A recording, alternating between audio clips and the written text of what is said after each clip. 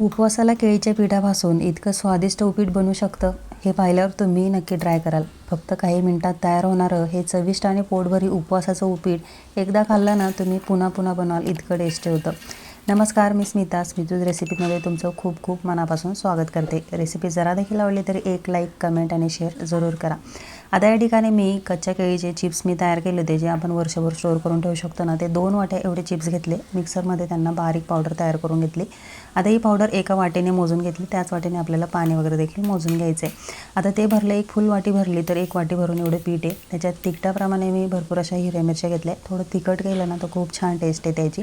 आता एवढ्या पिठासाठी मी अर्धी वाटी जाडसर शेंगदाण्याचं कूट वापरणार आहे आणि पाणी लागेल तसं वापरणार आहे, ते तुम्हाला पुढे सांगतेच. आता एका कढईमध्ये तापल्यानंतर 1 चमचाभर मी तेल टाकलं, थोडंसं जिरं टाकलं आणि मिरच्या परतून घेतलेल्या आहेत. मग याच्यामध्ये 2 वाट्या पाणी टाकले. जवळजवळ पिठाच्या दुपटीचं आपल्याला पाणी वापरायचं आहे. मस्त असं रसरशीत हे पीठ तयार होतं. आता याच्यामध्ये चवीनुसार मीठ टाकलं, दाण्याचा कूट टाकला आणि मस्त झाकून 1 उकळी आणली याला. आता उकळी आल्यानंतर याच्यामध्ये आपल्याला लागलीच हे पीठ टाकायचं आहे आणि मस्त हाटून घ्यायचं आहे. आता हे पीठ टाकल्यानंतर गॅसची फ्लेम आपल्याला लो करायची आहे आणि मस्त गोल चमच्याने फेटून घ्यायचं आहे, म्हणजे गुठळी वगैरे अजिबात होत नाही. नंतर लो फ्लेमवरतीच आपल्याला झाकून यायला आहे ना 2 वाफा द्यायच्या आहेत. अधनंमधनं 1-2दा आपल्याला हे मिक्स करून घ्यायचं आहे.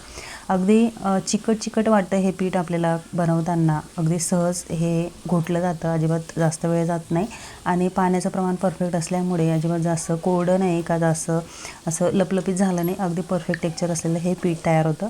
म्हणजे दुपटीचं पाणी पिठाचं आपल्याला वापरायचं, म्हणजे परफेक्ट येतं.